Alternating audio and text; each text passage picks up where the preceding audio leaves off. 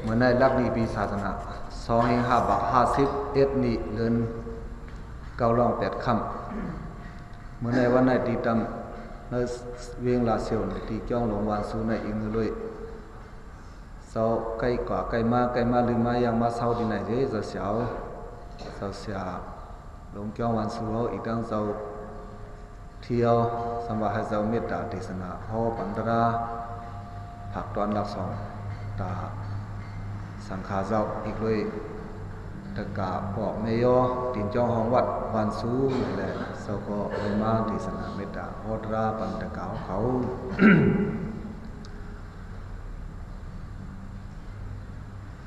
เมื่อไหร่อันเดโหตราอั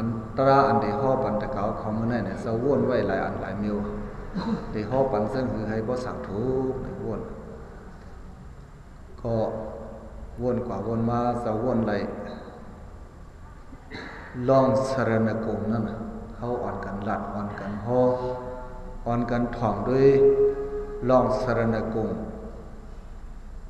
ตีเกลีสรณกรรมนะหูคอตราเขาเด็ตีเกลีเขาวันไหนเลยต้องไว้อันไหนตีเขาหาเสียดกาอ่อนกันเอาเฮ็ดตีเกลีสักอย่างคิ้งปึงลงอยู่วันเมื่อไหร่นั่นเขาอ่อนกันทัดสางด้วยขึ้นมันเป็นหือมีหือเต้หาด้วยคนไหน ตีเกลีอันเมื่อปานพระเป็นเจ้าเขาเจ้าตึงมีอยู่เมื่อปานพระเป็นเจ้าตึงมีอยู่แลกวนกับนั่นปานนั่นอ่อนกันเกลีนับยามมากก็มีแลซ้ำดังอันเฮาก็เป็นอยู่แต่ตาเฮามือกับไหนปานไหนสังไหนย้ำตะเหลียวไหนก็ซ้ำมีเนี่ยเฮาเตะเอาลัดเฮาเตะลัดตีอันเฮาหาเสียดกาเป็นปอลงอยู่วันเมื่อไหนนั่นแหละเฮาเตะลัดตีไหนกว่ากับในปานในเฮาหาสารตะกาอันเป็นตะกาพี่น้องชาวใดในเมืองใดเฮาอ่อนกันเกลีอีสังหลายๆเนี่ยเฮาลองด้วยขอไหนพอมาลองด้วยขอไหนบ่ไหนถึงเฮาได้เลยหันว่าเฮาเกลีพระเป็นเจ้าตราธรรมเจ้าสังฆาแก่นเจ้าเนี่ยรัตนาสามเจ้าได้เลยออกเสียงว่ารัตนาเนี่ยอย่าไปว่ายตนานะเสียงราตรงนั้นมันจะยะนั่นไล่การลิกไล่ป่าลีเด็ลิกไล่ไตเนี่ยมันเดี๋ยวไล่ออกเสียงราพระรัตนาตรารัตนาสังฆารัตนาให้ออกเสียงว่ารัตนาในปัญสีกัง ในคอมแมนมันเป็นรัตนาตีเฮาหาเสียดกาวันกันเอาเฮ็ดดีเกอร์ลีปันเมื่อไหนวันเมื่อไหนนั่นไล่หันรัตนาสามเจ้าในเปิงหนึ่งลองว่าเฮาเกอร์ลีรัตนาสามเจ้าในเฮาลองด้วยคุณห้างพระเบียงเจ้าเขาก็อันเก่าก็ตึกมีอยู่อันใหม่ก็ตึกสร้างขึ้นแถวคือยายนั่นก็ตาหนึ่งอันนี้เป็นพุทธรัตนะเลยสินั้นตาเตเป็นตาเตมีที่อยู่ด้านเสาเกียงพระเบียงเจ้านี่ก็อ่อนกันเฮ็ดสร้างหางไว้เหมือนเฮ็ดสร้างหางปองไว้เหมือนห้องถ้ำหลวงอันนี้นี่ก็มันเนปันเงินเงาเฮาหาเสียดกาลองว่าเฮานับยำรัตนะสามเจ้าเนี่ยแตกๆแรงอันไหนอันหนึ่งทำดาราพระเบียงเจ้านั่นก็เขาซ้ำอ่อนกันเกลีนับยำนั่นเขานั่นก็รัตนาสามเจ้านั้นเข้าบ้านหมายทุนสองธรรมะรัตนา อันเป็นธรรมดาราพระเบียงเจ้าไปวนอันพุทธเจ้าคู่มาหันมาแสงมาเลี้ยงมาคอไว้มาทั้งหมดดังเสียงเส้นนั่นก็เขาหาเสียตะกะอ่อนกันเอาเฮ็ดที่เกลีตราธรรมเจ้าสังฆาแก่นเจ้าลูกน้องตะเบพระเบียงเจ้าตั้งแต่เอาตำดีเจ้าก้อนนี่ยามาต่อถึงปันเมื่อไหร่ถัดไว้สืบตามลามาตะเปสืบสระสืบตะเปเฮ็ดไหนเลยสืบตามลามาลงมาคือยายเข้าดัง2 เฮงปีใบ2 เฮง5 บาทปีใบตึกไหลหันเจ้ายาหันสังฆาเขาเจ้ามีอยู่เนี่ยนั่นก็เอาเฮ็ดติเกลีเนี่ยโหยอดที่สุดมันได้เข้าเกลีรัตนาสามเจ้าข้อหนึ่งอันหนึ่งแทงอันหนึ่งพี่น้องคนเมืองใดเอาซ้ำอ่อนกันเกลีอีสังแทงหลาพี่เข่งเสมืองเจ้าเสือเมืองเนี่ยก็ว่า เจ้าเมืองไหนก็ว่ามันก็ว่าเข่งเจ้าเมืองมันก็ว่าเจ้าสือเมืองเมื่อก่อนได้อ่อนกันว่าสือเมืองคำว่ามันปานมาเร็วซ้ำกันว่าเจ้าเมืองขึ้นมาแทนเป็นที่เกาหลีอันว่าเจ้าสือเมืองเจ้าเมืองว่าฉะนั้นปองว่าเฮาเกอหลีผีเอาน่ะโหยอดที่สุดมันอันเฮาเกอหลีผีนับยำผีนั่นก็มีมาปียาวเข้าหึงเอาเส้นมือก่อนมือเก่าอ่อนกันเฮ็ดมาเว้ยก็เตะอ่อนกันพี่น้องคนเซาได้เตะอ่อนกันนับยำผีมาเมื่อไหร่ปานไหนนั้น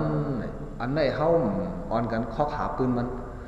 เว้ยก็ลองว่าพี่น้องเซาได้อ่อนกันคือหลีผีอยู่อันว่าไหนนั้นได้ก็แซงแรง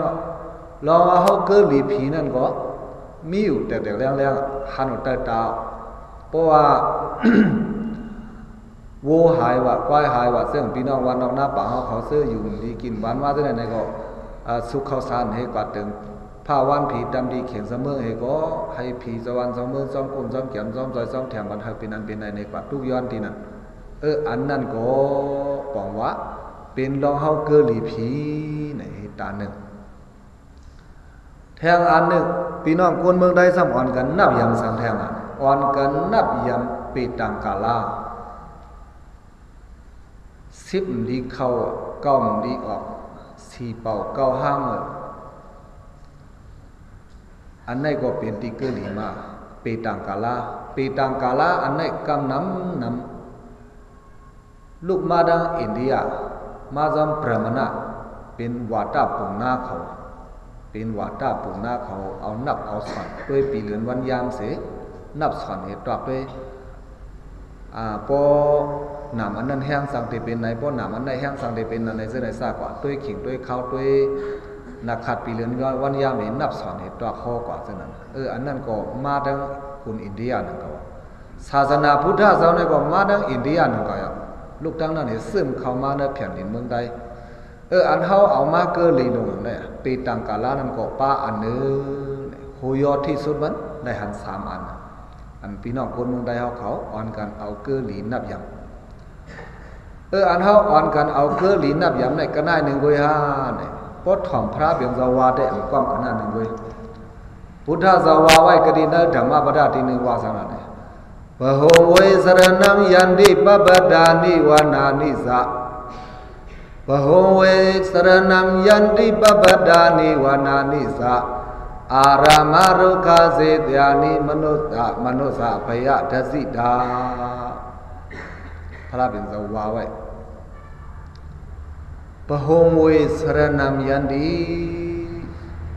โกนขอไหนพยะทัสสิดาย้อนเลยลองกูดังเหเสเลอ่อนกันหาติเกอหลีตั้งนั้นตั้งหลายเมื่อไกเจ้าทกถอนออกในกว่าอันพี่น้องคนเจ้าเมืองใดอันพี่น้องคนเมืองใดอ่อนกันนับยำเนี่ยเลยหัน3ข้อเว้ยกาต่างตีต่างออกเนี่ยมันกากันนั่น1เว้ยสัมมาสังแทงละเนี่ยพระเป็นสวาเนี่ยบโหวิสรณัมยันติปปดาลอยก็อ่อนกันเกอหลีอ่อนกันนับยำก่อนนั้นก็ไว้กว่าซาลอยลงในมันมีผีลีผีงามผีทอดผีนัดลงเป้าไว้เจ้าปู่ลอยลงลูกนั่นเป้าไว้เจ้าปู่ลอยในเนี่ยอิงเนอก้นว่วนพันเฮแลก่อสร้างไว้ปันมาเฮแลอ่อนกันเอาเฮ็ดดีเกอหลีลอยก็มีอ่อนกันเอาลอยเฮ็ดดีเกอหลีมากก็มีปปตานิวานานิสาวันหน้าในซ้ำเป็นป่าไม้เถินไม้เถินลงอันไหนได้ก็อำลูอ่อนกันญาติเต่าเก่ามันมีผีเป็นตีอยู่ผีงามเขาเถินลงในเฮาหลูอ่อนกันนับยามเรื่องเสื้อในก็ซึมเข้ามาปาในเมืองใดอยู่นั่นก็เพราะว่า ต้นไม้ต้นดอกป่าไม้ป่าดอกมีหิมเข่งสวรรค์เสมอนี่ก็ลงในเฮาได้เฮาย่าเฮาอย่าไปอ่อนกันญาติเต่าเสื้อไหนอ่อนกันมักมันซะนั่นมาซะนั่นอันมักมันนั้นมันบอกว่าเฮาอ่อนกันเกอหลีป่าไม้เถินไม้เลยสินั้นอารามะส่วนป่าไม้ป่าดอกรุขะต้นไม้ต้นดอกไม่ลงต้นได้มีเพียลามถาวไว้หนึ่งก็มีเตะอันนั้นได้หูจำไร ก้อยก็ว่นพังไงล้ำขวาเอาซ้ำอ่อนกันก่อสร้างไว้ความแทงคอหนึ่งว่าคือล่ะไม่ตัวอย่างนี้มีผีว่าจะไหนมาอันนั้นย้อนเลยความคอนั่นเสียแล้วเพราะว่าไม่ตัวอย่างนี้มีผีเนี่ยเอาอันนั้นซึมเขาเนื้อออกลูกออกน้ำมาทั้งนั้นทั้งหลายกับแบบก็นั้นแหละเกลีต้นไม้ย่อเห็นกาผีอันป้าต้นไม้นั้นก็มีแต่เสกอลีมีแต่เสกอลีนับสอนมามันมีเสียแล้วลามเฮ็ดเอาเฮ็ดตีเกลีมาอีกเนื้อเลยลองนั่นเสียแล้วพุทธเจ้าก็ขึ้นซี่ในว่ากูเอาเขาน่ะย้อนเลยลองกูตั้งเหตุเสียแล้วหาตีเกลีเมื่อหาตีเกลีนั้นเราขะต้นไม้ต้นตอกเขาเอาเฮ็ดตีเกลีเขายาวพระเป็นสาวาสนาอารามารุขะเสดยานินี่เสติเนี่ยเป็นเข่งผีเข่งที่อันเสก็อันเฮ็ดวางสร้างไว้ผีเขาได้อยู่เศร้าดินไหนอยู่เศร้าดินไหนก็นั้นแหละหรือเฮ็ดปันเขาเข่งมันแคบเลยหรือเฮ็ดเจ้านั้นหรือเฮ็ดเจ้าไหนอันไหนก็เข่งผีซ้ำดังตีเข่งผีนั่นก็มันมีผีซ้ำว่าจังไหนแหละก่อนกันเอาเฮ็ดตีเกลีก็มีเนี่ยพุทธสาวาจังไหนกำไน อันอ่อนกันเอาเฮ็ดตีเกลีหนังนั้นน่ะย้อนโดยสังลาพยาตัสสิตาพระเป็นต้นพยาตัสสิตาย้อนโดยตั้งกูตั้งเหตุเสกูเสเหมีไว้หังเสาเก่าเลยหาตีเกลีกูเอาหนึ่งก็กว่าคำกว่าขึ้นเพราะว่ามันเลยยิบเครื่องลักกองกับผ้ามิดเสสามเสเบิงกว่าเนี่ยมันเจออุ่นอิดกองกลางลักอันมันยิบป้ากว่านั่นเนี่ยเป็นตีเกลีมันเสียสังเกตว่าสีก็อันนั้นตัวเถื่อนเสียมิวเฮ็ดตีเก่ามาได้เก่าได้พันเก่าได้กึดเก่าได้ยื้อมันเสียมิดกองมักหอกหลับแล้วมันไว้เท่านั้นแหละเอาหอกหลับเอาหอกเอาหลับเอาแล้วเอามิดเอากองเท่านั้นเฮ็ดตีเกลีมาย้อนเลยตั้งกูเฮเลยหาตีเกลีเนี่ยพุทธศาสนาจังไหนกำไน อันหาตีเกลีเสนั่นนายกวยหาเนี่ยมันกะกำไนซ้ำอ่อนกันมาเกลีเลือสังมาแทงละอีกเนื้อเลยลองโกตั้งเหโกมักมีหลีเปลี่ยนโกยบย่อมตกต่ำย้อนเลยสองคอได้แหละหาตีเกลีการมักมีอันเฮ็ดมาหาลัยวาลัยปองเปลี่ยนเย้าก็ซ้ำใครมันกึมกูมันลูมันซุมย้อนเลยโกลูกโกซุมเสนั่นก็ซ้ำหาตีเกลีนังเก่ากำในอันไปไล่มานั่นก็ซ้ำโกมไล่ซ้ำใครมันเจ้าไล่ซ้ำใครมันไล่ง่ายย้อนนั้นเลยก็หาตีเกลีนังเก่าพยาย้อนด้วยตั้งกูให้เลยหาตีเกลีอันหาตีเกลีเนี่ยเมื่อไกลหัวเบิ้งสดพี่น้องคนเมืองไทยเอาอ่อนกันเกลีสามเมียวเนี่ยเสาโซกหลับในเสียหนึ่งรัตนาสามเจ้าสองผีสามมาปีตังกาลาเขาอ่อนกันเอาให้ตีเกลีเนี่ยสามเมียวพี่น้องคนเมืองไทย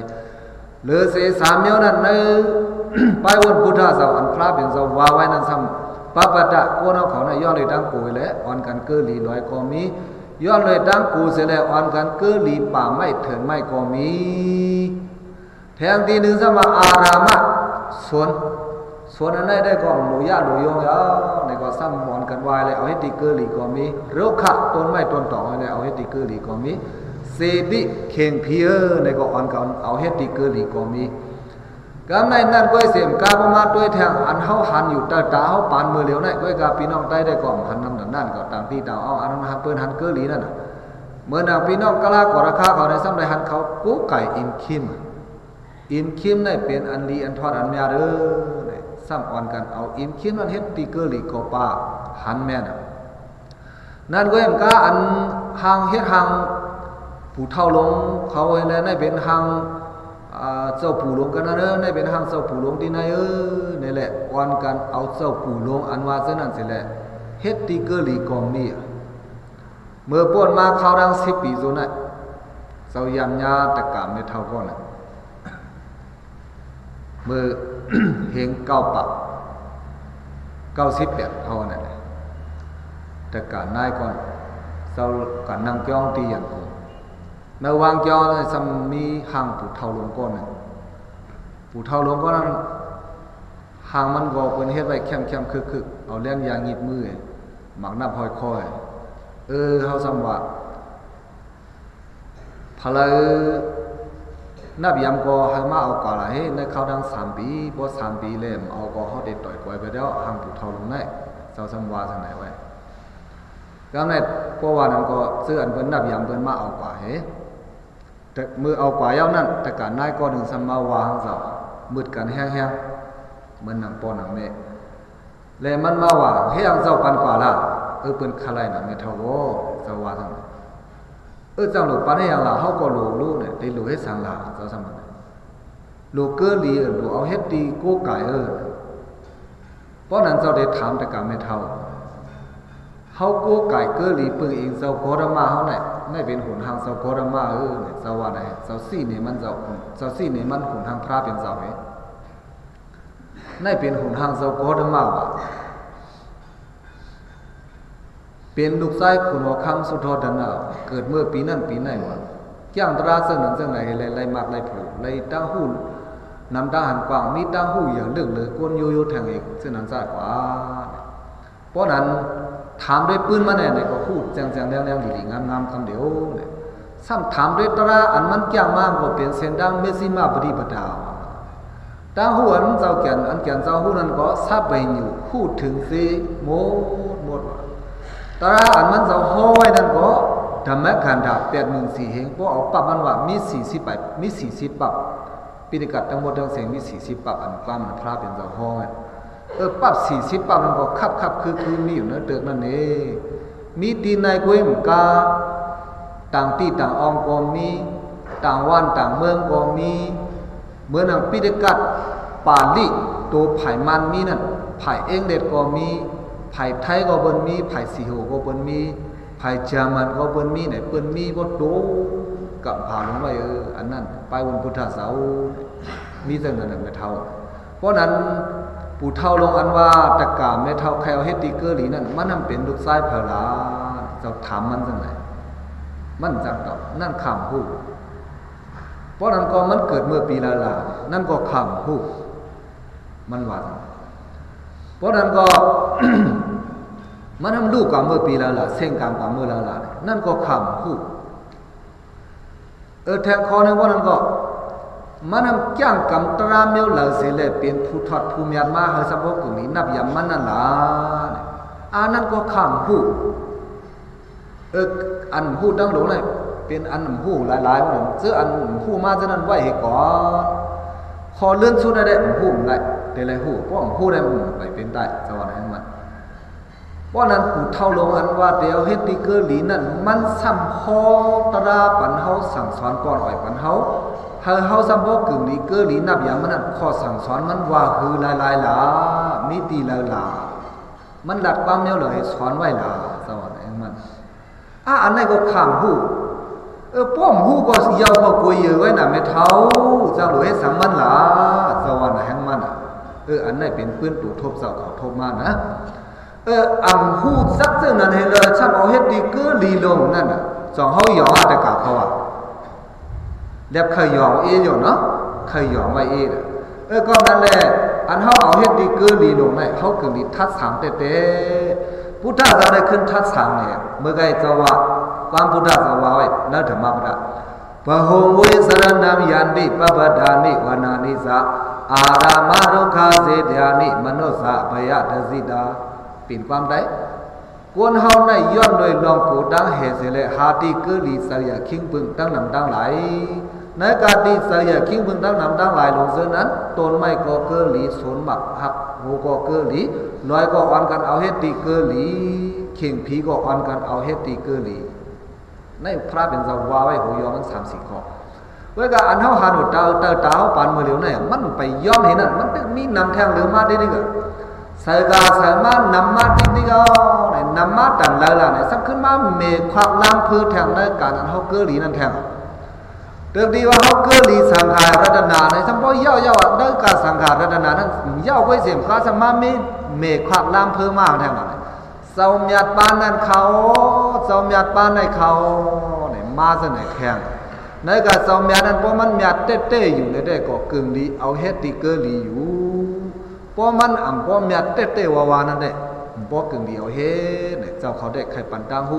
นำตาหันกว้างตาปอกไม่ยอแต่กะตะกะคิงสินได้สินเอาของมื้อไหนซึ่งไหนแลกำในพุทธเจ้าวางเมื่อไกนั่นอ่อนกันหาย้อนเลยตั้งกูเสเลยอ่อนกันหาที่เกอหลีตั้งนำตั้งหลายเนี่ยในการตั้งนำตั้งหลายฉะนั้นอ่อนกันหาที่เกอหลีฉะนั้นพุทธเจ้าสำคัญสึกว่าสังหลังเนดัมโคสรณัมเคมังเนดัมสรณะมุดมัมเนดัมสรณะมากามาสัพพทุกขปโมสเรอันลอยลองกูตั้งเฮเสเลยหาที่เสียคิงปึงลงตั้งนำตั้งหลายฉะนั้นเนดัมโคสรณัมเคมัมมันปันดังกัดเย็นสังตาเจ้าเก่าไหลเนดัมสรณะมุดมังมันเสียที่เกอหลีอันทอดอันยาอันทอดอันญาติอันว่าในตะเกาเขาใครเฮตะเกาเขาหมดทัด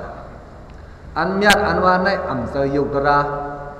มันเป็นนามตระก็ได้ในพุทธศาสนาเนดัมโคสรณัมเคมัมอันกะเกลีส่วนพักหักเยอะต้นไม้ต้นตอกเสื้อนั้นซากว่าเสื้อนั้นมันปันลองกัดเย็นสังไหลซ้ำแทงมันเสื้ออันทอดอันยาในนั้นก็ได้ในใครทัดในหันใครโป้แจงแล้วหลีอิน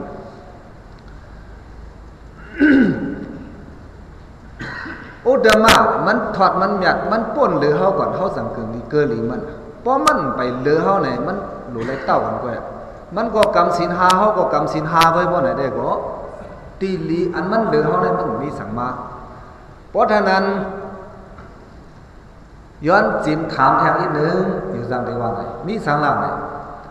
ปอเมเลลูกหลานก็กำศีลหาเส้นอยู่นะศีลหาไอ้คนอยู่ๆนุโคสองแขนหนังกันเฮ็ดสังเล็บลูกหลานซ้ำได้เล่นนับยำปอเมคาลาเนี่ยสร้างได้มาขอถามอันไหนเมียวปอเมเปิ้นอันว่านั่นแหละพุทธศาสนาสังหลังพยามาวิหารีเขามีตระอันทอดเมียดเหลือลูกหลานเนี่ย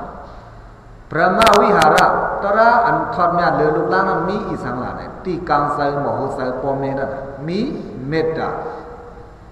ลองอันข้าลูกหลานขึ้นอย่างมาสูงกรุณาปอลูกหลานทบดังหยับผิดขันสามารถเนี่ยเอ็นดูยุ่งอันคบก่อนเคยปันคบเฮียนอันคบก่อนเคยปันคบตัวเขาได้ลูกได้เจ็บในก็โกเขาลูกเขาเจ็บกรุณาเอลูเขาเจ็บมากในก็ซอยแถมยศยาปันการมักมีเขาได้ลูกได้สู้มือในก็เคยปันเป็นถึงที่เป็นมาในก็ซ้อมเก็บซ้อมกลางวันอันนั้นเป็นกรุณามุดิดาโหมโซมซ้อม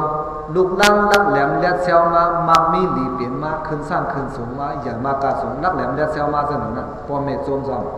อันโซมซ้อมลูกลังนั้นพอไหนเสียเป็นกรุออกเป็นมุดิดาน้ำเสืออันว่ามุดิดาอันนั้นมันเป็นเสือกุศลพ่อแม่อันว่าเนี่ยเขามีน้ำเสือไว้เนื้อลูกลังเปิงอย่างเนี่ย3คอเนี่ยแทงคอทนหลังสุดๆคอทนสีนั้นทำมาทำไมอุเบกขา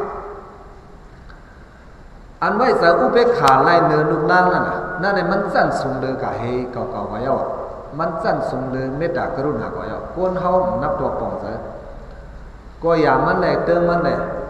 ซอยแถมอยู่มุมมองสั่งหนึ่งมันถ้ามันไล่อยู่ในกินวันในก็ส้มก็ส้มขี้ซ้ำมันก็ขี้คมสั่งดูสั่งไว้ใส่การหนึ่งครึ่งกลางการหน้าหนึ่งวันไหนถึงความป่าที่อุเบกความป่าที่ห้องว่าอุเบกขาปอเมเลลูกล้างอันวานไหนเฮ็ดถือเลยว่าปอเมเมียต้นเหลือลูกล้างซ้ำได้เลยนับอย่างปอเมล่ะอันวานไหนนั่นมันเปลี่ยนเปิดการใส่ปอเมนั้นเขามีใส่เมตตากรุณามุทิตาอุเบกขาสัพพราสีเขาในมกถมไว้ลงที่เกมหูใส่เขานั้นดาสิตาลุกตาล้างย้อนนั้นเลยสังไรนับยำกันให้ปองสังไหนกันในซ้ำแทงเมื่อหนังเฮากะด้วยก้อนนั้นก้อนในเลยเขาซ้ำแต่เลยนับยำมันอันวานนั้นย้อนเลยลองเสื่อหือสิเลยที่เลยนับยำป้อมันอ่ำต้อนหรือเขาสอกซ้ำแต่เลยนับยำเสื่อหือมันแข็งแค่โมหาบันเขานั่นอีกหนึ่ง ป้อมหามันคอนั่นแหละแต่เลยเสนอมือเกยเลยลาลีอยู่ย้ำนับถือลงว่าที่กว่าเนี่ยติป้ากันเป็นคนหยองทั้งเมืองสร้างเป็นกว่าซึ่งนั้นก็นั้นเลยเราเนี่ยพุทธศาสนาเนตังสรณะมุตตมังเนตังสรณะมากามาสัพพะทุกขะบมุสรีอิงเนื้อลอยเราที่เกลีอันลอยตั้งกูตั้งเหตุเสเลยนับย้ำเถินห้วยต้นลอยต้นไม้ต้นตอกหมอกหมากหาหูซะนั่นอิงเนื้อลอยเรานั่นเสเลยสัพพะทุกขะกาเป็นทุกขะดังลงซะนั่นปะหน้าบมุสรีมันอ่อนรัดปนไหลมันคือได้กับอ่อนรัดปนไหลล่ะต้นไม้อันว่านั้นก็ให้เขาโมสั่งโมสอนเฮาให้เฮาปนไหลลีไหลเป็นไหลกัดไหลเห็นซ้อมข่อมเฮ็ดไหลผีอันว่านั้นก็เขาโมสั่งโมสอนเฮาให้เฮาปกัดปเห็นไหลเขาเป็นเศร้ามูลเศร้าศีล3มูล3ศีล3กรรมราเขาให้อยู่ไว้ข้างเขาเท่านั้นเว้ยเพราะเตียวเฮาว่าด้วยเขาให้บ่ป่องสาลีลินเหมือนเสื่อมภูมากวนมีหลงในเมืองกวนเฮาอันเฮาไหลหันกันนั่นก็นั่นนึงเว้ยผีว่านั่นค่อมเด้อสังเฮาอีกกะคือนึงอีกเด้อเลยกรรมกู้สู่เก่าวันหลังเขาคึกตอนแคมแลบมาเลยสั่งถึงปานผีกว่าเว้ยก็ให้เขาว่าหมอสั่งสอนป้อนไว้เฮาว่าอันไหนผิดอย่าไปอ่อนกันเฮ็ดหน้าในก็คำหมอว่าอันไหนถูกหรือวันกันยางซ้อมนี่ก็ข้อมสอนข้อมนี้ต่อถึงปานในวันในแต่เขาสร้างวนด้วยเนี่ยในเป็นปับตราผีผีเขาลัดไว้ผีเขาห่อไว้เนี่ยมีเพราะมันมีตราเขาเนี่ยก็ห้อมจางกะเอาข้อสั่งสอนเขาอะไรยางซ้อมรายการเขาไรเพราะท่านเดวานั้นเพียนว่าในอำลูกเกเลียวคาเนี่ยซ้ำๆได้มาถามคนไหนอำเกลีก็ห้อมว่างก็ก้วยกับเพียนว่าในเฮาซ้ำได้เลยว่าซั่นคือล่ะเนี่ยรู้เลยเอาสเมตตาเสเลยเฮ็ดก็เขาก้วยสัพเพเทวะอเวราหนตุอาภยาปัจจาหนตุอนิกาหนตุสุขีอัตตนังปริหรันตุก็เป็นผีดังหลงดังหลายหะละอยู่ในจินวันกะเดียนเสือศาสตร์ทั้งหมดดังเสียงสีกรรมโดยดาเนี่ยก็น่ายนึงได้เซอรีเป็นยอมห้ามไรพุทธเจ้าก็สอนไว้หนังนั้นก็นั้นเลยลองผีนั่นอำเกลีลาลาอำนับยำเขาลาลาได้ก่อนซะหลุดด้วยถึงให้ส่งเมตตาปันนำซ้ำแถวนั้นภาวนากรรมฐานนั้นก็มันปาแถวในภาวนากรรมฐานในอนุสติ10ปาเนี่ยพุทธานุสติธรรมานุสติพระเป็นเจ้าก็หลุดคุกสลายตระธรรมเจ้าก็หลุดคุกสลายสังฆานุสติเทวดานุสติเนี่ยปามาเทวดานุสติอันว่าในคุกสลายผีมาแต่ละที่ได้คุกสลายเนี่ยโอ้ผีเขาเนี่ยย้อนเปิดเขามีกรรมมีมูลนั่นแหละสัมปะเป็นผีไว้เขาก็หนึ่งแหละเตจังมีกรรมมีมูลอะไรนั่นเขาหลุดคัดสาเหตุให้การดีกุศลเขาอย่างนำให้เขามีการกุศลนำให้การอกุศลมังกว่าสิกรรมเนี่ยให้ป้องซะซะนั่นจะเลยดูคุกสลายผีน่ะอำจะเลยว่าผีเนี่ยมันยาดามันทอดอะไรเลยหลุดเลยคุกได้ไว้มันหลุดคือเยอะๆดูหังกว่าตุกกว่าย้อนมันหลุดคือเยอะๆจะนั่นสักลายนั่นหมายเป็นแมนลายมันข้อสั่งสอนพุทธเจ้าอันกับกายเลยผีเนี่ยเตเลยส่งเมตตาปันเขาเสร็จแล้วคุกสลายเพราะว่าเทวดานุสติลองว่าผีเขาเนี่ยเป็นอันอิงเนอเลยข้อสั่งสอนพุทธเจ้าเสเขายามเหตุการณ์ดีกุศลมาย้อนการดีกุศลเขามีมาเลยเขาสั่งสร้างอะไล่ตายเป็นผีเนี่ยหันถึงกันหน้าหนึ่งกะดูกันหน้าหนึ่งไว้เลอเสนั่นซ้ำเด็กกะทุกย้อนว่าเฮาผีในมาเหตุปันเขาเสนั้นเฮาผีมาเหตุปันเสในการเจ้าเก่าหลวงย้อนเอาดีผีหมดเมื่อนั้นแหละสักพี่เฮาว่าซะน่ะเฮาป้องซะซะน่ะแถวลายหนึ่งซ้ำโกหังว่ามาแท้ผีมาแน่มีในว่าซ้ำมาอีกเนื้อเลยขอในก็เจ้าเขายามเลยลาดเลยว่ากันมาหลายปอกหลายปันน่ะมือปอกเนาะโอ้ยก็โอ้ยเสกันว่าสังหลังไหนผีอันว่าแน่มีสุเจ้าอย่าไปว่านั้นสุเจ้านุ่งผ้าเหลืองสังฆาในซ้ำได้ว่าผีอันมีบ่ไหนถึงสุเจ้าสารคัดศาสนาพุทธเจ้าเนี่ยได้เป็นกว่าซึ่งนั้นเจ้ายำว่าซึ่งนั้นมามันเลยกับมีว่าเพราะทันว่ามันมีบ่ไหนถึงเมื่อนั้นว่าผีเปิดตัวนั่นแหละเพราะเขาปราดร่มให้เขาสัมสันเขาลุกหลาขึ้นให้เขาสันเขาไหวหลา ถึงที่ว่าเขาล่วงกว่าเนี่ยเขาหลุดเขาขึ้นมาขึ้นให้พ้นลุกตั้งตัวไรนะได้จันไรเส้นนั้นบอกว่าเขามีกุยาตั้งวนคนเนาะสามแทงก็หังว่าล่ะเพราะท่านว่าเขามีอยู่ว่าไหนกูนั้นตุกอยากขันเสือลงฉะนั้นให้สังเขาสัมมาสวนล่ะให้เขาสัมมาซอยล่ะซึ่งในกว่าในก็เป็นตั้งวนแทนก็เพราะท่านว่ามาซอยนั้นสู้เจ้าล่ะถ้าให้ยังสัมปัดซอยเปิ้นล่ะเพราะท่านนั้นเขามีการเก่าแล้วสมัยพี่เขาก็มีการในภาษาดิฮัดว่าเนี่ยเจ้ายามว่าสนั่นทั้งเขามาตอนนั้นไว้ก่อนพี่อันว่าในมันมีอยู่ว่าดาพุทธเจ้าสั่งสอนไว้อันว่าวาดา31โค้งไหนนั่นน่ะเพราะอิงเนอเลยย้ำยมกะอันว่านั่นเนี่ยแต่เลยยอมรับว่าวาดาพุทธเจ้านั้นมี31โค้งไปว่านั้นพระเป็นเจ้าวนว่าตีด้านเสาคงตีอยู่ด้านเสาสัตวะดังหลงไหนทั้งหมดทั้งเศษมี31ปาง31โค้งเนี่ยอันนั้นก็31โค้งน่ะตีอยู่พีเนี่ยมันมีแต่6โค้งอันมีแต่6โค้งนั่นบอกว่ามักมันว่าผีมีอยู่ในอันว่านั่นแต่แล้วยาวก็กับผีอันมีอยู่ซะนั่นน่ะเขาซ้ำแต่ไรเอาเฮ็ดตีเกลีเขาเนี่ยเคยเกลีก็ไล่พิษแต่ก็สัตว์เวกาอิงเนอเลยเกลีผีนั่นสิแลสัพพะทุกขากาเป็นทุกขาดังหลงนั่นมันได้อ่อนเฮาหลอดป้นไหลเนี่ยมันเป็นไหลพุทธศาสนาเนี่ยเนตังโคสรณามากามาสัพพะทุกขาปโมสเรกำไรสมาแทงเมื่อหนังอันเฮาเกลีผีว่าต้นไม้ต้นตอกก็เส้นนั้นซากว่านั้นมันอ่อนเฮาหลอดป้นทุกขาดังเสียงไหลในพุทธศาสนาจังไหนกำไรสำแดงอันเฮาเกลีต่างเสื้อต่างเมียวนั่นน่ะผู้เฒ่าลงอันนั้นน่ะเจ้าผู้ที่นั่นน่ะเจ้าผู้ที่ไหนอันว่าไหนก็หลายนั่นก็หนังเก่าอ่ะ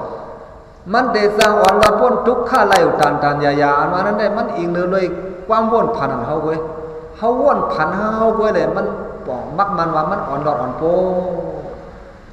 กันนั่นน่ะกำไรพุทธศาสนาขึ้นสิว่าซั่นโยซะพุทธัสสะธัมมัสสะสังฆัสสะสรณังกโตสัตตาริอริยสัจจานิสัมมาปิญญายะปัสสติกวนสิก็ได้สังเสริญว่าโมนับยัมพราตราสังฆะโยซะพุทธัสสะพระเป็นเจ้าธัมมัสสะตราธรรมเจ้าสังฆัสสะสังฆะแก่นเจ้าเสื่อมเป็นลูกน้องตะปีพระเป็นเจ้าฉะนั้นสังว่าเกลีเปิงอิงที่รัตนะ3เจ้านั้นเปรพ่อในสิ่งก็อันนั้นสร้างอ่อนพูดถึงสัจจะ4ปาสัตตาริอริยสัจจานิสัมมาปิญญายะปัสสติสร้างอิงเหนือตั้งพูดเต็ดอันมีสื่ออันมีสัพพะสื่อจะมันแม่นเสียแล้วพูดถึงสัจจะ4ปาไหลพอพูดถึงสัจจะ4ปาไหลฉะนั้นก่อนจังกึ่งเดียวเฮ็ดดีเกลีเนี่ยพุทธศาสนาจังไหนกำในเฮาซ้ำภาวะเสดกาลุขึ้นเมตทัดด้วยพุทธเจ้าว่าหนังนั้นมันเจ้าใครเป็นเกลีมันกวยโอ้อันว่านั้นเสเตะเนี่ยแต่กาวเขาขึ้นทัดด้วยพุทธเจ้าอันว่าไหนกลุ่มเจ้าเก่าเปิงเต็มทนอรหัมสัมมาสัมพุทโธวิสาสรณะสัมปันโนกลุ่มแกนเจ้าเก่าเปิงนั้นปดเตสักหูย่อยมันเนี่ยดู1ตากลุ่มพระเป็นเจ้า1เปิงนั้นดู1นาลีในเฮาสังได้ป้องซะอะไรง่ายกลุ่ม5เปิงนั่นกลุ่มเจ้า9เปิงนั่นเจ้าได้ย้อนซับแรงในตาอรหัมอันว่านั้นให้คอนึงไว้ก่อนพุทธเจ้าได้เป็นลูกชายคุณหอคำสุดทอดนะปืนมันแต่เขาได้ฮู้แสงแรงเดียวเป็นลูกชายคุณหอคำโกศลคุณหอคำสุดทอดนะเกิดหันหน้าเมื่อปีละปานละแก้งกำราหูละสิได้เป็นพระกว่าในก็ซึ่งน่ะเมื่อไงนั้นจะว่าเขาน่ะแก้งกำซ้อมเส้นดังเมสีมาปริปดามักกัง8เปิงสิได้เป็นสัมมาสัมพุทธะผู้ตรามาหังกวยอมิสราเนี่ยกำในพระเป็นเจ้าโกรมะเฮานั่นน่ะอรหัมว่ากูมันเจ้าข้อนึงอรหัมอันว่าไหนมีติป่อง5ข้อในกา5ข้อนั้น1อะระหะปอลอดเสียงว่าอะระหะเนี่ยปองว่าอมิติผิดลักพุทธเจ้าเนี่ยอยู่ตีลักตีผิดเสียดาก็อำเหตุการเมืองมาอันนี้แต่เขาขึ้นสอนแตกตัวเก่าด้วยเนี่ยตัวเฮาเจ้าเก่าเนี่ยเพราะว่ากว่าผิดกว่าลักเพิ่นอีกนึงยาวกว่าญาติผิดตีพลอยตีลักตาเพิ่นเอาเนี่ย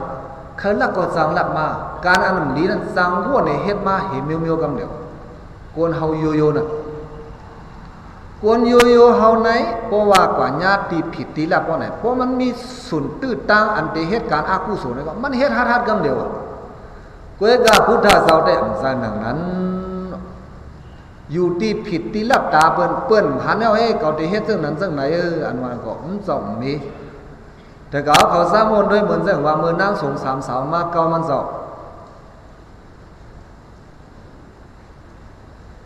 ้าหนอกคำว่าไว้น่ะนางสงสามสาวมาเก่าเมืองเจ้าเป็นพระน่ะว่าฮะ อันนางสงสามสาวนั่นมังก็ตาก็นึงสัก45ตาก็ท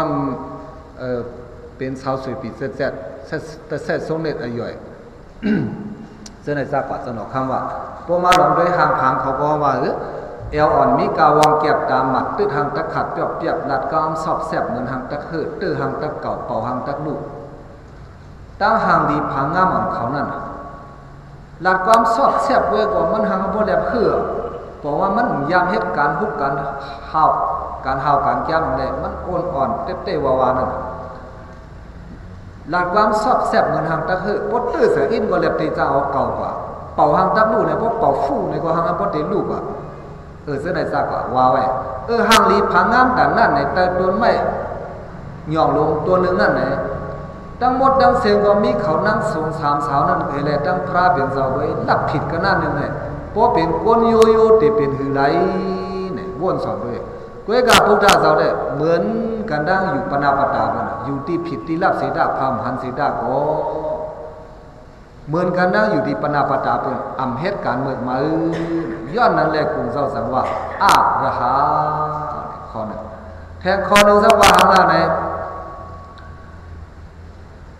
อระหะอระในเข็นหาในแฮมเบราแฮมเบดเข็นมาเข็นเนื้อโตเข็นนอกโตลงเจ้าก่อนนั้นแฮมเบดยากิเลสาเนื้อโตมียาวกว่าสักหน่อยกิเลสาอันว่าเนี่ยมันเป็นอันเสยใครกินใครย่ำใครกว่าใครไปใครนุ่งใครไว้ใครสามใครป่วยสายเส้นนั้นพวกมัดตุ้มินก็ไหลสลัมกำเดียวเพราะว่าบนมัดตุ้มเตอโคของก็แข็งกำเดียวเมชริยาสามเมชริยาพูดออกมากำเดียวเพราะบนเหลือมันอินก็ใครตัวสายอิสาเนี่ยเปิ้นแก่เหลือมันอินเนี่ยก็สายสิเกเฮตาเปิ้นเปิ้นไล่นำเหลือมันอินเนี่ยก็สิเกเปิ้นมันไล่นำหนาโมเปิ้นหางลีเหลือมันอินก็สายสิเกเปิ้นเกี่ยวเสื้อในสากว่าเนี่ยสายอิสาปนว่าตุ้มเตอข้าสิขายเสียงมันก็มันเยินไหลอันเยินไหลเป็นสังนั้นเนี่ยโตซะให้ไหนลงมาได้ดิก็นั่นแหละกิเลสาลงซะนั่นน่ะ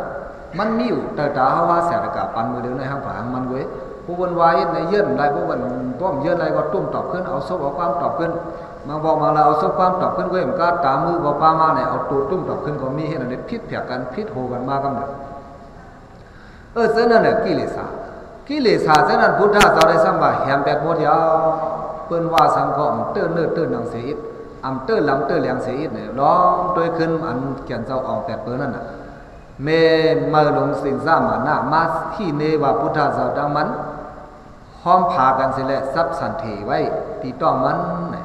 อันนั้นเขียนเจ้าตักเสียงซักอยู่นี้นิมสันเดนะสมาวิธีน่ะเนี่ยอยู่เย็นไว้แหละตุ้มตอบขึ้นสังเสเลยอ่องเป้ไรดังสิงซ่ามาหน้าเนี่ยพวกเราด้วยขึ้นปืนอ่องแปดปืนนั่นหันเชิงแล้วทีนั้นอันนั้นมันเนว่าเนื้อกลางเสเกียนเจ้ากึดกิเลสกึดข้างสังเสมียาวเสื้อในสากไว้แหละพระเบียนเจ้าเนี่ยมันมีกลุ่มเจ้าเก่าเปิงกันนั่นเคยเสียมการมีแทงดังนำดังไหลย้อนเป็นนั่นแหละเกิงดีเอาเฮ็ดติเกอลีซ้ำแทงพุทธะเจ้านั้นกึ่งเดียวเฮ็ดติเกอลีนั้นมันนั่นก็ย่าเนี่ยอันนั้นเจ้าหมอสั่งสอนป้อนอ่อยว่าอันไหนผิดลีเฮ็ดอันไหนถูกลีวันกันย่างลีวันกันไปพอจำเส้นดาสายทางเมสิมาปฏิปทาเนี่ยสร้างหลอดป้นทุกข้าเส้นนั้นเนี่ยแกนเจ้าสั่งสอนไว้เส้นนั้นตราทำเจ้าอันเจ้าห้อไว้มีดังนั้นดังหลายตราทำเจ้านั้นก็ซ้ำกึ่งเดียวเฮ็ดติเกอลีเมียวหนึ่งตราทำเจ้าอันเฮากึ่งเดียวเฮ็ดติเกอลีนั่นก็มันเป็นหือไว้ล่ะเนี่ยสันเดธิกะกุมราเพราะว่าแก้มกรรมอะไรตรามีมาในตัวเสาเก่าเนี่ยมันเสียงแรงมาหังกุยเสาเก่ากรรมเดียวจะเรียกว่าเปิดดังก็มาหลักในเลยป่องเสาเส้นนั้นสันเดธิโกอากาลิโก เพราะว่าแก้มกรรมอะไรตรามีมาในตัวเสาเก่าเนี่ยมันเสียงแรงมาหังกุยเสาเก่ากรรมเดียวจะเรียกว่าเปิดดังก็มาหลักในเลยป่องเสาเส้นนั้นสันเดธิโก อากาลิโก เพราะว่าแก้มกรรมอะไรตรามีมาในตัวเสาเก่าเนี่ยมันเสียงแรงมาหังกุยเสาเก่ากรรมเดียวจะเรียกว่าเปิดดังก็มาหลักในเลยป่องเสาเส้นนั้นสันเดธิโก อากาลิโก อากาลิกะอำเลิกขิงเลิกเข้าเอาแก้งเอากำมือเลยก็ไหลแก้งมือเลยกูสูมือนั่นซ้อมมือเลยลีมือนั่นมันเหมือนปีตังกาลาปีตังกาลาได้เลิกวันมวยวันเปียดวันทุนอาสีเป่าเกาห้ามว่าสิบดีเข้าเก้าดีออกว่าสิบคำนี่มันดูเฮ็ดเก้าคำนี่มันดูกว่าเก้าคำนี่มันดีออกเพิ่นว่าเจ้าไหนซากกว่าปีตังกาลามันมีเพราะเฮ็ดเจ้าไหนข้าวยังในจังดูเพราะเฮ็ดเจ้าไหนข้าวยังนั้นมันดูมันจังได้ขึ้นอย่างในเจ้าไหนซากกว่าปีตังได้ว่าเจ้าไหนปีตังว่ามีกาลาก็บอกว่ามีกาลาอะไรความใต้จังจึงเองความกาลาอันนั้นในเลยห้องว่ากาลาเนี่ยก็ไม่ตระทำเจ้านั้นในสัมวาเจ้านั้นอากาลิโกเลิกขิงเลิกเข้าแก้งมือเหลียวไรกูสูมือเหลียวเฮ็ดซ้อมมือเหลียวลีซ้อมมือเหลียว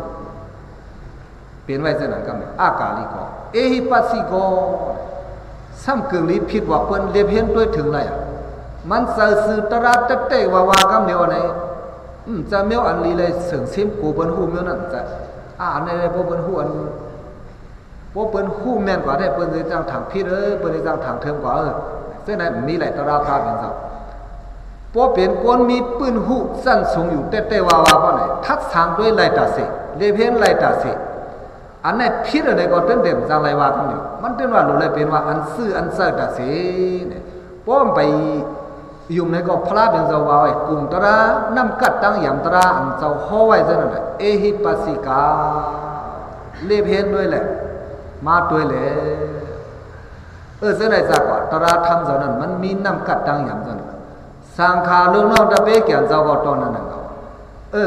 มีกลุ่มเจ้าเก่าเปิงกลุ่มเจ้าเก่าเปิงเต็มทนเนี่ยเจ้าผู้เกี่ยวว่ามันไงกลุ่มพระเป็นเจ้าเก่าเปิงกลุ่มตระทำเจ้าเปิงกลุ่มสังขาแก่เจ้ามีเก่าเปิงทั้งหมดทั้งเส้นเท้าสี่เปิงไหนก็การอันใครปันสติตะเก่าเขาได้อย่าเป้ก้อนการอะไรว่ากลุ่มเท้าสี่เปิงในหลายๆเว้ยตีป่องมันคอเลยคอนั่นก็เฮาป้อหูเสียงแรงสายลีนั่นเฮามออันกันเรียบเฮียนเฮาหูถึงดีเสกรรมในเขาย้อนสังดาดอีกหนึ่งพวกความกาอีดีบีโซอารามสมาสัมพุทโธในว่าในหลายๆก็ตีป่องมันเฮาสำคัญจะแรงลีว่าไหนเถอะเป็นกลุ่มร่าอันซับซบหลายๆก็เป็นกลุ่มมันเป็นกลุ่มร่าอันเฮาหูตีป่องมันมาไหลเพราะว่าเป็นอันตัดซับซบหลายๆก็ว่าไหนจะวัดตาพุทธเจ้าวัดตาพุทธเจ้าเด้แต่ละเฮ็ดซะหือเนี่ยอันไปเลยซับซบก็เฮาไหลอันแล้วก็ให้คัดจะให้หูตีป่องมันก่อนสั่งได้เป็นลองขึ้นอย่างมาสูงซ้อมมันมาไหลเนี่ยเป็นนั้นน่ะกำในตระพระตระสังขารนาสามเจ้าอันว่านั่นน่ะโยซาพุทธังซาธัมมิซาสังฆังซาสังนังกะโดเพราะว่าเอาสามเจ้านั้นเฮ็ดดีเสียคิงปึงเกลีป้อไหนเด้สัพพะทุกขะบโมสเรเนี่ยสร้างอ่อนรอดพ้นทุกข์ไหลทั้งหมดทั้งสิ้นเนี่ยพระเป็นเจ้าว่าซะเนี่ยเพราะว่านั้นก็ทุกขะอันว่าอันลีอ่อนละป้นทั้งหมดนั่นมันเป็นทุกข์อีสังหลายๆล่ะในแต่เก่าเขาซ้ำได้เพียงด้วยทุกข์อันว่านั่นเป็นอีสังหลายๆแต่เก่าเขาตีตินเจ้าห้องวัดวันสูงเนี่ยอันหันถึงว่ามันเป็นทุกข์เป็นอีสังเงานอนหมดเลยอีสังเป็นทุกข์โหขัดสังได้เพียงด้วยแถวพุทธเจ้าว่าได้เพราะว่าเกลีนับอย่างรัตนาสามเจ้านั้นรัตนาสามเจ้านั้นเตอ่อนเจ้าเก่านอดป้นทุกข้าอะไรทั้งหมดเลยทุกข้าทั้งหมดอะไรทั้งทุกข้าซ้ำมีหลายเมียวละกดีนะทุกข้าเสษกดีนะธรรมะสกะโอดนาสุนันแกนเจ้าว่าไว้ทุกข้าอันว่าเนี่ยมีเศษเมียวหนึ่งสาธิปิทุกข้าลองเตสันเทก็คันเสสองสระทุกขะลองเกลองเท่าก็คันใจสามยาที่ปีทุกขะลองเสียบเสียบก้นมวยเน็ตนาลงตีตัวขิงเสาเก่าเนี่ยก็เป็นทุกขะคันใจมรณะทุกขะลู่หายตายค่อยเส้นกรรมสุดมุนพ้องสำเร็จตายนั่นก็เป็นทุกขะถ้าหันถึงพุทธศาสนาทุกขะสี่ข้อกันนี่ไงเหลือที่นั้นมาแทงอะไรอภิเยหิสัมปโยกะทุกขะสร้างกันเลยอยู่ร่วมกันก็ทุกขะคันใจนะว่าพอสร้างกันเลยอยู่ร่วมกันได้ตอนแต่เขายังยามายามยาวอ่ะให้ตอบปันอินนะผมตอบกูนอนอภิเยหิสัมปโยกะสร้างกันเลยอยู่ร่วมกันได้นั่นก็ใครหันหน้ากันเสียยักด้วยหน้ากันบ่มตอดสอดให้ปอกเพราะว่าหันก็บ่หลงเงียบแบบกำเสืออันนั้นมันเป็นสังอะไรทุกขะ คานเสือตีเสือลงเขาเนี่ยผืดลงไปคงคลิกพอหันหน้ากันก็เสริมเสือเสียอันนั้นก็พุทธเจ้าก็ยอมรับว่าเป็นทุกข์เหมือนกันแต่กล่าวเขาตีเกี่ยวว่าสู้นั่นแหละจงยอมรับว่าเป็นทุกข์ห้ามเมียวนั่นสร้างกันได้อยู่โฮมกันนั่นทุกข์วะทุกข์นะยอมรับพวกนั้นก็บอกว่ายอมรับตราพระเป็นสาวนั่นนะแทนคอหนึ่งพุทธเจ้าสั่งว่าปีเยหิวิปโยกะทุกขาหักกันซ้ำได้ผัดกันนั่นก็พระเป็นสาวเป็นทุกข์นั่นเก่าอันนี้ก็ยอมรับยอมรับหักโหมสมแปลงกันมันก็เป็นสู้เป็นโซ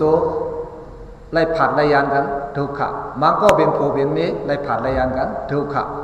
มันก็เป็นปอมเมกันลูกล่างกันไล่ผัดไล่ยานกันทุกข์ผัดรีบกันก็ทุกข์ผัดตายกันก็ทุกข์อีกเนื้อเลยลองได้เหรอเสายันเอาตัวทบอ่อนอันหนึ่งละ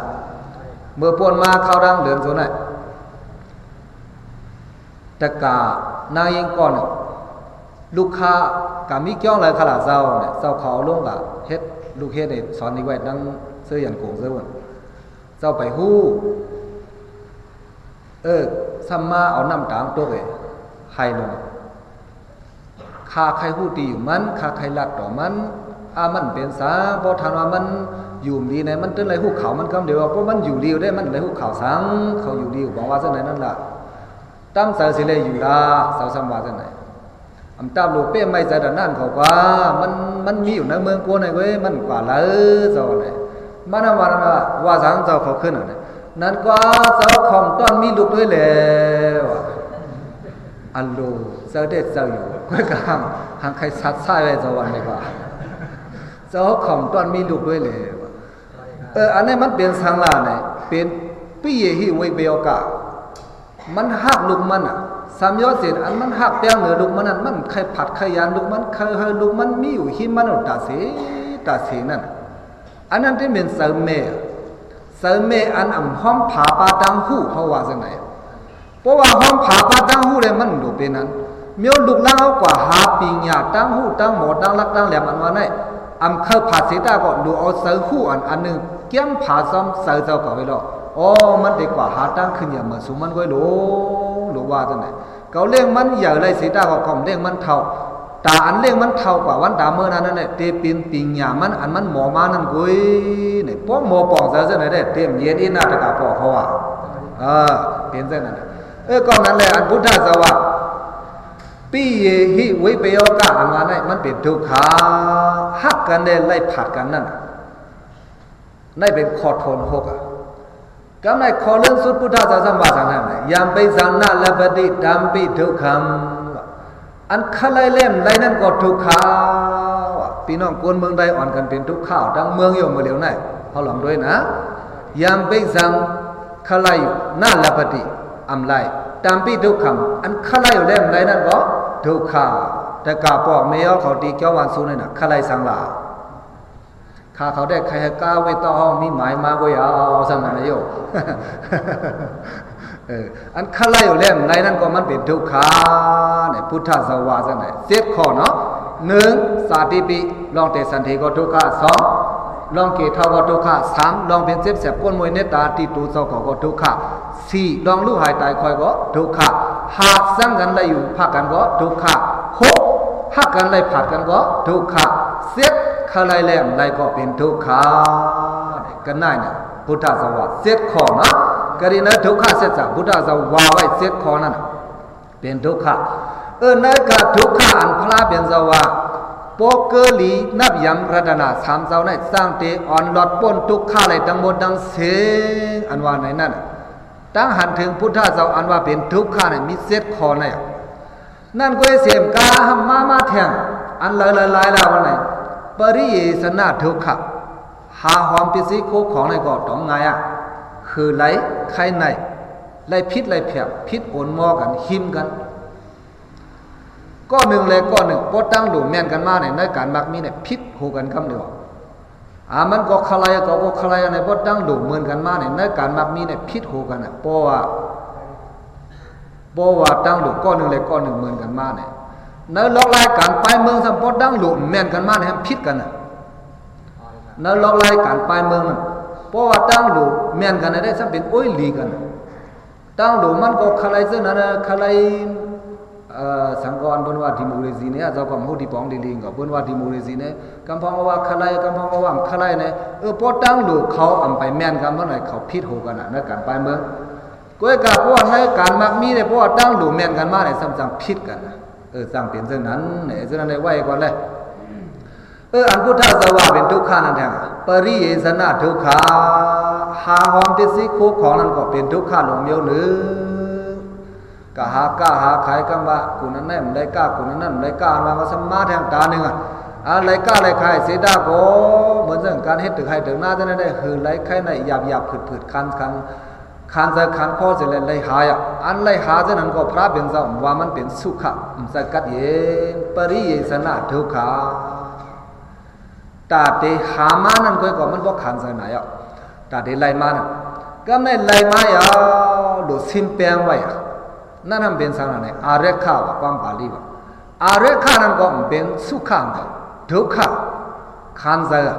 ตาเตสิมเมียปิสิโคของอันว่าในขันใส่สติจะหอยมันที่กูมันกึม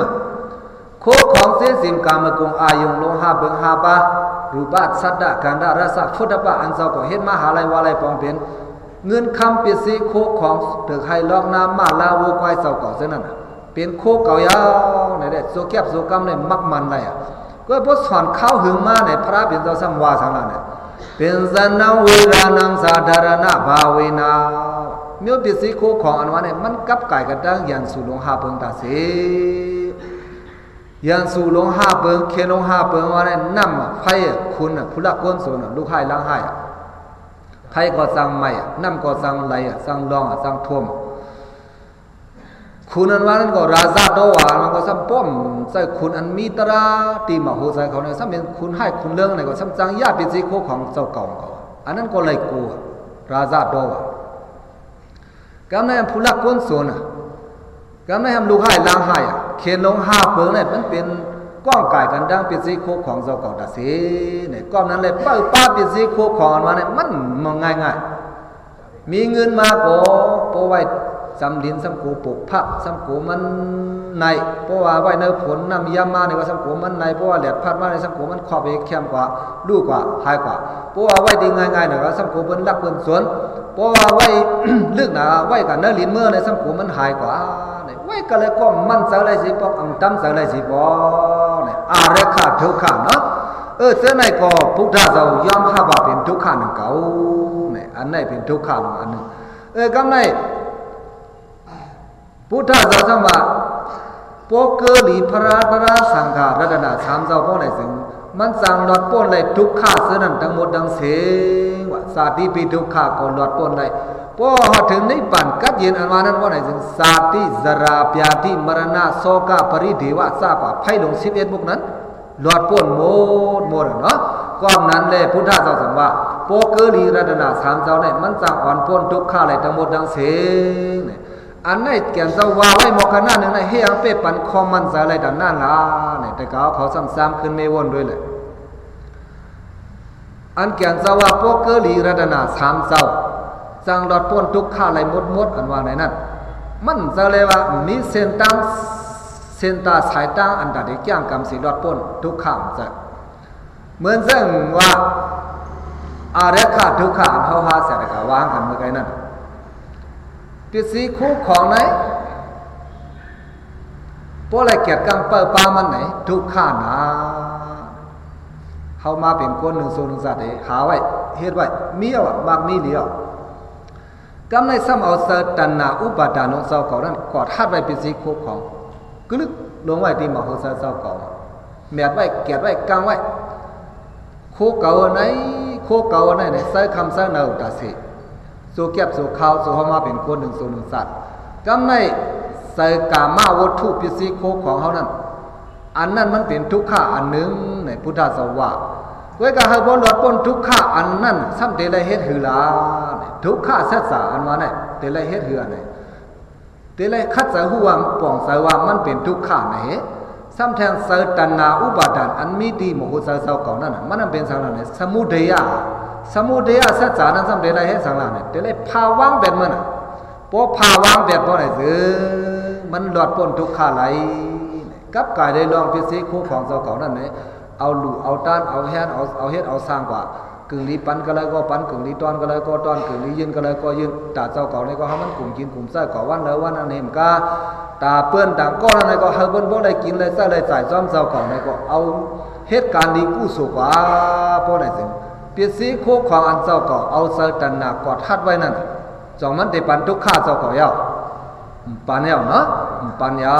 วเนี่ยปะหายาทุกข้านั่นได้เลยพาวางแบบมันพอพาอะไรก็กัดเย็นพบเปลี่ยนอะไรก็กัดเย็นอันนี้เป็นว่าตาพุทธเจ้าเวกาเป็นคนเฮินคนเย่เลยซ้ำเอาตราตาเจ้ายาหันเขาเจ้าจะนั้นมัดถอมเลยเปียดปีซีโคของในก็ไหวเล่นมาพอลูกเล่งพอลูกล่างเล่งหาอะไรนี่ก็เป็นทุกข่ายคนย้อนซ้ำตามกันเขาก็ถอมเป็นมุมดพิษเต็มเลยนะเวกาพอดีว่าเขาภาวะเป็นหมดเลยก็เอาสิบิดเฮ็ดผ่านนุ่งผ่าเรื่องสังฆานี่แหละเหยียบย่ำเข้ามาในนาการศาสนาให้เลยเอาตัวเจ้าเก่าเจ้าเก่าเฮ็ดกว่าแล้วก็เอโกซเรแค่กับวิสานะกับโบเนี่ยกว่าแล้วก็ตัวเลี้ยวเสียเลยจ้างกำปอเนี่ยถึงทุกข้าอันใดเปิดปากโคของอะไรข้าทุกข้ามันก็หายกว่าอันเตมักมีมาแถบปริศนาทุกข้าอันวานั้นก็เตย้อมกว่าอะไรก่อนนั้นแหละอันพุทธเจ้าว่าปอเกลีรัตนาสามเจ้าไหนมันสร้างอ่อนพ้นทุกข้าไหลหมดอันวานั้นพอภาวางเป็นไรปิสีโคของเจนั้นเย้าในก็สำเหตุการคัดสาเหตุการสมถะภาวนาวิปัสสนาภาวนาพอคัดสาเหตุการสมถะวิปัสสนาภาวนามาเจนั้นเย้าป่องเสเลี้ยงเสเลยลองตูลองเสลงเสของได้อันใดเป็นยุอันใดเป็นนำในก็หูอันใดกึ่งลีเอาเสอุปาทานติดสภาอันใดกึ่งลีอุปาทานติดสภาอันใดกึ่งลีภาวางเป็นอะไรก็หูพอหูเจนั้นมายาวพอในก็เฮ็ดให้ตัณหายากะอุปาทานของเจนั้นเลขเกเอมังมาติตูติขิงเจ้าเก่าเสตัวเส้นใจเศร้าเก่าเส้นแล้วก็เป็นกู้สู่หลายลัดมือเลยลัดความมือเลยก็เป็นใจกู้สู่เหตุการณ์มาแล้วก็เฮ็ดเลยการกู้สู่เพราะในพออยู่ซ้อมกู้สู่เส้นนั้นอยู่ตาสีตาปานว่าในก็ตัวเจ้าเก่าตั้งขี้นั้นเต็มใจเจ้าเก่าลงเส้นนั้นเป็นใจกู้สู่อยู่ตาสีตาปานว่าในก็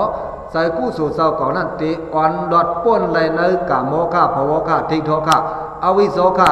โอฆะลงสีเมสิแล้วสร้างหอได้นิปันกัดเย็นไหลอันว่านั้นมันมีเรื่องนั้นเนาะก็นั้นเลยพอเกลีรัตนาสามเจ้าอันว่านี้ก็เกลีอันว่านี้ก็ทำใครขึ้นไม่ว่าบันตะกาเขาแทงอีกหนึ่งอำเจ้าเลยว่าเตเลยซื้อปั๊บปิดกาสามกองมาตั้งในเขียงพระเจ้าเก่าสิเลยคุบไว้คำไว้เนื้อไว้คำไว้เนื้อหลวงคือเยอะๆเส้นนั้นจะหลวงคัดใจให้ป่องใจข้อสั่งสอนพุทธเจ้าเมื่อว่ามังกรรา38ข้อนั้นข้อที่1มันว่าหือข้อที่2มันว่าหือข้อที่3มันว่าหือในเลียบเฮียนพอเลียบเฮียนหูดีป่องมันอย่าไปเฮ็ดก็ผู้มือก้นเรื่องมันก็เฮ็ดก็เฮ็ดก็ผู้ดีก้นยานมันก็เลิกเฮ็ดก็ผู้ดีก้นยาเสพวนกึ่งนี้นับยามก็ให้นับยามเสในซากว่าอันนั้นพวกเราฮู้ซ้อมไม่ได้เอาแก้วเอากำซ้อมซะนั่นก่อนซ้ำได้เลยว่าเกลีทำเจ้าเนาะก็นั้นแหละก้องกาว่าคุบไว้ซื้อปั๊บลิกหลงเสสาหลงเซบ่ได้เขากู้เตรียมมาไว้เด้อเขียงพระคุบไว้คำไว้เนอไว้คำไว้เนอมกนาหนึ่งด้วยไปเสธรรมังสรณังกัจฉามิอัมไปกุมโทษอันเป็นธรรมังสรณังกัจฉามิอันว่าไหนได้ข้อสั่งสอนพุทธเจ้าว่าอย่าไปเอาเปิ้นตายนี่ก็เอาตายได้อย่าไปลักหลายโคเปิ้นนี่ก็ลักได้อย่าไปผิดกรรมไปสู้ยาลูนาเฮิรนเปิ้นนี่ก็ยาลูได้เต้าเก้าเปิ้นได้มูสาความแบบความแหลนมานั้นก็ลัดได้สุราอันวันก็สูมสดกินเต้ก่อนสั่งไปเลยว่าธรรมังสรณังกัจฉามิอันว่านั้นเฮตกะเขาทั้งหมดทั้งสิ่งโมปองใส่เสเฮโมอ่อนจ้างกำซ้อมข้อสั่งสอนพุทธเจ้าสิเลเซียวดอดเซียวล้วนเซียวป่วนเนื้อกะโมกะโภกะทิฏฐกะอวิโสกะนำโอกะโลสีเมสิเลเซียวถึงเมืองข้ามาในป่านกัดเย็นขันไว้สืบป่าเองมันสะกำด้วยดา